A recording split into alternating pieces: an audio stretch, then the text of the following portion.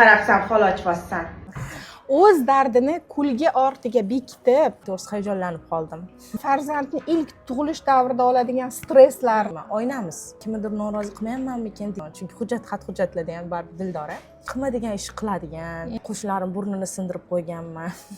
Yoshlarni bilsangiz vahimaga tushaman deb o'ylaysiz. Chiqsam bitta qarashlari yetgan, chunki adamdan qo'rqqanman. Bir xil O'rtoq ekanmizmi? Ular qo'rqib turishadi, aksincha. Mana shu asl haqiqatlar ochilmasin deb. Jiddiy jurnalistni mana nima holatga olib kelyaptilar, mayli endi. Halol bo'ldi. Yana ham bo'rttiraman dedim. Kimdir jirkanadi. O'zi bilan ham juda ko'p muammolar bo'lgan o'zimda. Fatvo berib yuborishadi eringdan yuz.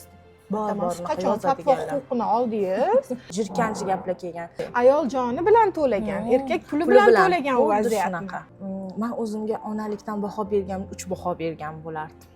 Qizim yaxshimi deb so'rash jahlim chiqadi. Adasdan ham kerak bo'lsa qizg'anaman. Boshchasi ezilib tug'ilgan deb. Juda og'riqli o'tgan birinchi tug'ruqim. Agar o'sha paytda vaqtida olib qolganida shunaqa yig'lamonman. Men shunday itar bordik.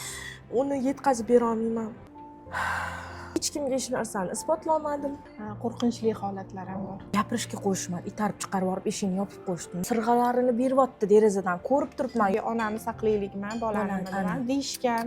Na prinsip ketsangiz ham qaramaydi. Yaxshi vrachlar juda ham ko'p, lekin ne afsuski mana shunaqa oq ko'ynakdagi dog'lar ham bor-da. Egizak farzandli bo'lgan viloyatda egizini olib qo'ygan yo'q, taktugi bilan topolmadi, isbotlolmadi. Tasavvur qiling. Dildora, biz suhbatlashsak, menimcha bizga 5 ta efir ham yetmas ekan.